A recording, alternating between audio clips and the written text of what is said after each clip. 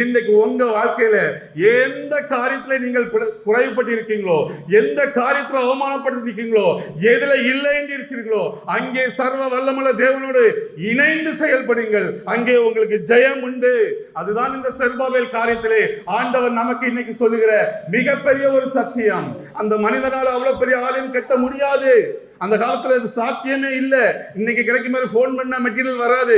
இன்னைக்கு உட்கார்ந்த இடத்துல இருந்து போன் பண்ண மெட்டீரியல் இருந்து இறங்குது, கெட்டிடலாம். அன்னைக்கு சூழல் வேற. உண்மையிலே அது சோர்ந்து போகக்கூடிய ஒரு சூழல் தான். ஆனா ஆண்டவர் சொல்கிறாரு, அது என்னுடைய ஆவினாலே ஆகும் என்று. முடியாததை முடிய வைக்கிறது தான் நமது தேவன். அதன் பெயர் தான் சர்வ வல்லமை உள்ள தேவன்.